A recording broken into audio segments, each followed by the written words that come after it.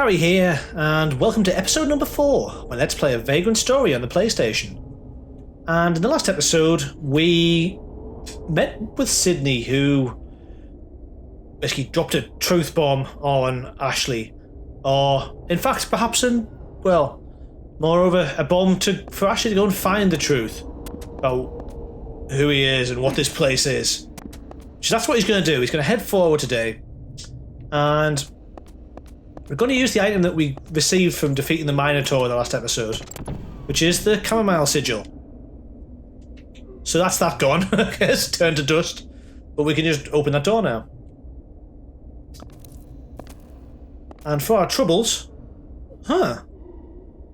He's not quite dead. I mean, he looks it, but he's not quite dead. Stop the pit. Okay, that sounds bad. Yeah. Oh, good. Well... Is that literally his soul passing on? Huh. What? Ah, crap, we have zombies. The power of Le Monde. Yeah, we'll deal with this. So, as ever, we just deal with these things by violence. Didn't need to do that one. And stick to this. Oh, that's what I was going to look at in the last episode. Because Temper, our secondary attack there. Ooh, rapier. One-handed. Nice. That contributes to our... it heals our DP. Now, I believe it'll... Oops. Oh, too far. Now, we have that on... What's at the top, sorry? DP. 74 out of 126. Now, I believe that is basically the state of your weapon, essentially. So you see these new ones we're picking up. These are all full. However, you also have your PP. I see if this is in the guide, actually. I think there's a manual in here, which will just explain this. Damage effects, let's try that.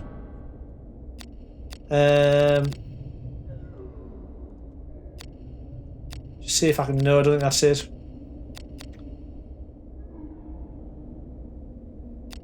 That's interesting though, we talked about this before. So the dying status. When a hit location is dying, a special status hits. So we can get the attack down by 50 by hitting the right arm. Parry down by 50 by doing the left arm. Silent by aiming for the head. Or by the body we increase the risk.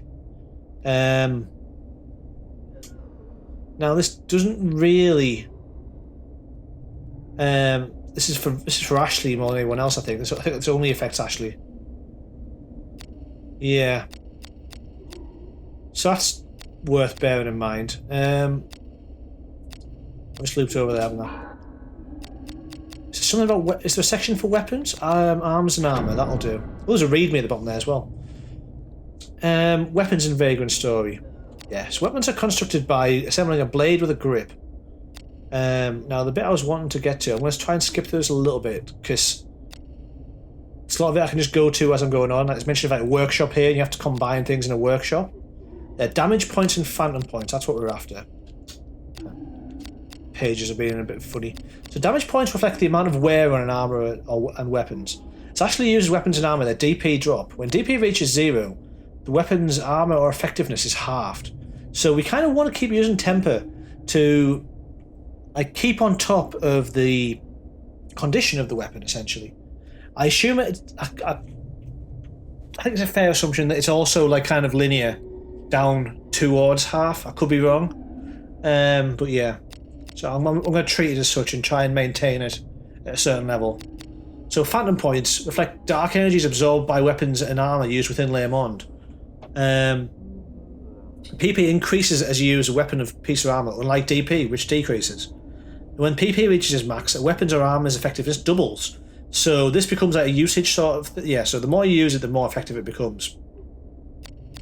So when they're both full, weapons and the armour are at max efficiency. And you can repair them at any factory which I believe is the equivalent of a workshop. Could be wrong. But yeah, but repairing DP offsets the PP. So, yeah. Right. Ah, there we go. So, yeah, so that's another reason to come out of battle mode, is that it slowly drains the PP there. The phantom points. Same PP over and over again makes me feel like a child. I'm going to read this because I haven't actually looked at this. So, read me properly. Let's have a look. So, basic controls. Yeah, so we've got the menu. Use moving cloudstones to add a boost to a jump that would normally fall short. That's worth bearing in mind. To a limited extent, you can change Ashley's direction in mid-jump. Yeah. Use free look mode and camera angles to find treasure chests and doors you might have missed. It's worth looking at, yeah. Look at those 21 pages of this. Yeah, defense abilities, magic and items can be used in either mode. I almost don't want to go through all this on screen because a lot of it I'm going to cover. Yeah, so the HP, MP and risk all recover faster. When wearing armor, Ashley's resistance to magic also increases. However, I believe shield bonuses are also added to this resistance in battle mode. So when you want magic, like healing magic. So maybe I got it backwards last time then. Maybe I did want to switch to normal mode.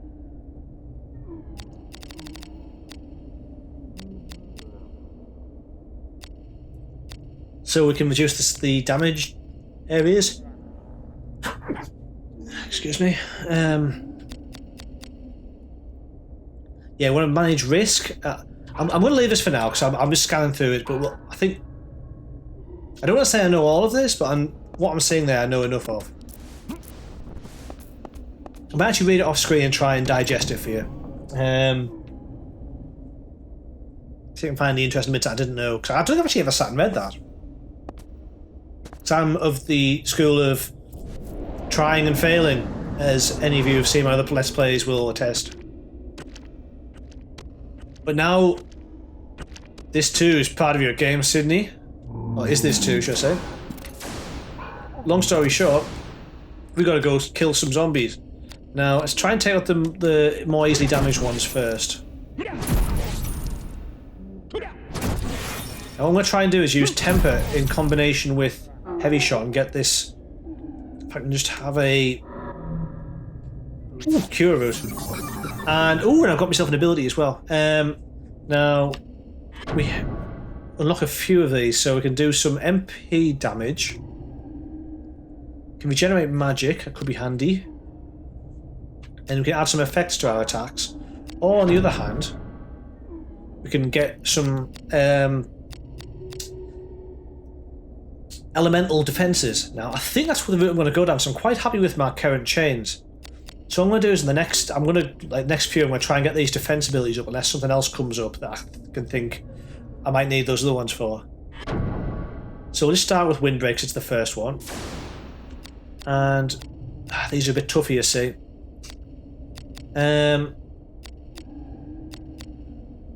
Let's go for the right arm of that one. See if I can time this out. Ooh, 4, 5. You see how the risk's slowly accumulating? Just in time. Now, one thing to mention, we might get it on this guy. If I can do well. Oh, I might not need to actually. After your 8th chain, your risk starts to get exponentially larger per attack. Do you know why I'd say it? It's probably just to stop you from abusing it a bit, I guess. But it makes like after 8 attacks, it becomes kind of like, yeah, you might want to stop doing that. And so you should, I guess. Oh, dogs.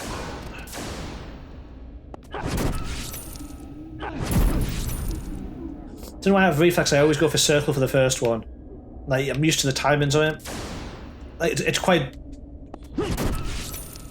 I'm actually quite surprised how this is truly like reflexive. I haven't played this in donkey's years, but the timings of these have just kind of ingrained in me, which I'm actually finding fun. And yeah, we now kind of sword break. Ah. That's something I haven't used a lot of, but I believe... Oops. I can get your brain in gear, Gary. Yeah, we've got brake arts down here. Now... These are, like I said, sort of limit brakes. I don't tend to use these a lot. I think these also level up, like the points are the same points that you get as you're leveling up your chains. I think I'll keep an eye on it. Actually, I'll do a quick test with the next one. Is there an item in here? Did say have a look. That's not a voice there as well. It's all very spooky, scary around here. But no, we're here alone. All alone in a horrible, horrible place. Ooh, double doors. Let's open them both and charge through. I think it's cutscene time. Not quite. However, yeah. I don't like the look of this place. I'm gonna hide out the way. No, I'm not. Can't hide anywhere.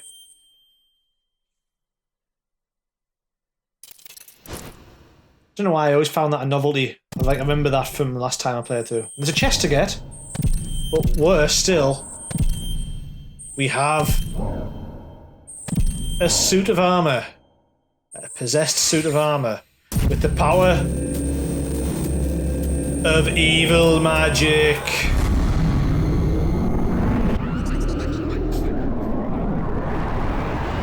And this could arguably, I think, be our first proper boss. And it's good that it remembers you up here, so I can kind of hide away up there and get out of that. But yeah, so you can see 0 damage to most things, apart from the abdomen, which you have a very low chance of hitting. Now I'm going to do one go at this, see if I can hit it. Nope. Right, what I'm going to do quickly is... That was silly, I timed that wrong. I didn't realize he was going to attack so quickly. I was trying to get into here. Now, we have other weapons, which I believe may or may not be of more use. So these are all edged. That's piercing and that's piercing. Now, I'm going to stick with a sword. I'm going to try a piercing sword, see if that's any better or any worse. Instinct tells me it's going to be worse, actually, but... Yeah, it's not better. We'll try it. He's still swinging it like it's the other one. Anyway. Yeah, switch back to the other one. So I think it's a little bit better off, actually. The PP is close to full anyway. PP. Simple things. Right. Now what we need to do is try... he doesn't like chains either. I mistimed that. Right. I shouldn't have done... No, I'm not going to do it through here. I'm going to do it through here. I'm going to have to start healing, basically. So, I'm going to try... I'm going to use a cure bulb, actually. Let's just go all out. Now, what I want to try as well, I've just thought, is another item which we have in our repertoire. I'm not sure whether it's going to work. But we have this other grimoire here. Generate. Now, his strength is clearly his biggest attribute, so if we can get this working... Yes! There's a reason we have this. Cool. Oh. Good, at least I managed to... Yes. Excellent. This is more like it. Yeah, so you can see now we can do some damage to him. I'm going to try and do it somewhere where I can actually keep track of it. Now this is a fight where... can't multitask. This is a fight where it'll actually come into play the whole... if I can chain long enough, I will be able to chain over... Oh crap, he's blocking these. Chain over the 8 that will set it to go like... I'm going to show it off. No, I'm not. I'll try and show it off. Oh crap. The Visc's getting up a bit. And he's going to steal some HP, is he? Timed it up. Swine. Right. Let's see if I can time this out. Trying to get a little bit of HP back off him. There we go. I may have to use a variable in a second, but I definitely will if I get this up to 8. Right, watch this, a 43. Ah, damn it! I can't multitask. Let's go for the chest. He's going to block this, isn't he? At least I'm getting some healing done. That's the benefit of this one. Oh no, I've just... Have I? Yes! Perfect, okay. Okay, I won't show that off. Trust me, it gets worse after 8. I just buckle under the pressure, it seems.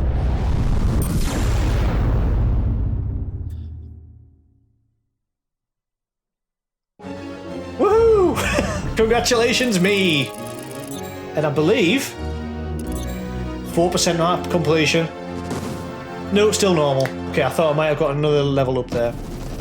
So, we are at the bonus stage, where I'm just going to press the button and... Int plus what? That's magic again. Not great with magic. I get these though. Actually, these are another one where it comes down to say, like, if you don't get the...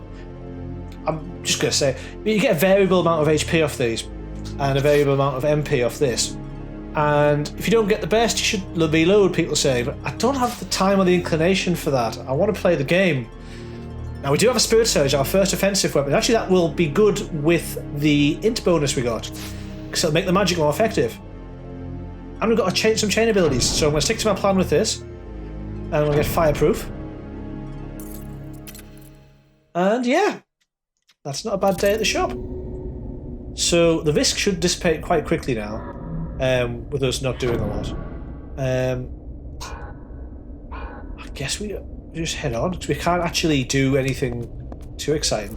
There was a chest up here. I'm going to say that in the cutscene. So, ooh, polearm. We've got our first two-handed physical weapon. That might be worth looking at. We've got a Braveheart, which increases the success rate. Ah, that's good. That helps the... I think we can do these on the fly as well. You use gems to give weapons boosts, basically, or abilities or affinities.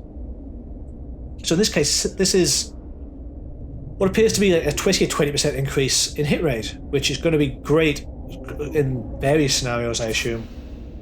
Plus some cure bulbs, which are always going to come in handy. We only used one of them, so that's actually a pretty good return. Let's have a quick look at the polearm then. So this currently does 10. Now we had a quick look at the 7th Heaven does 12. So does the Rapier, actually. Worth bearing in mind.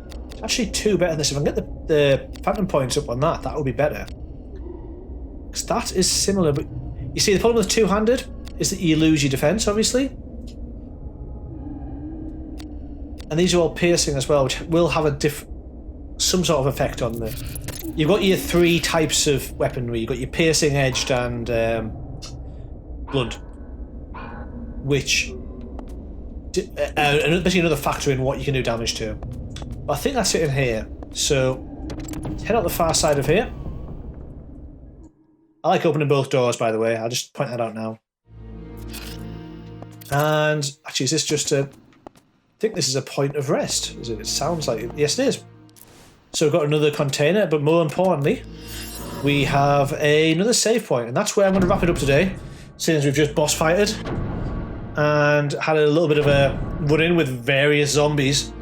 And I believe we're now kind of getting out of the Wine Cellar area and into the next part of the game. I'm not even sure if that technically counts as the next area. That, yeah, you would notice it became a lot less mucky and grey.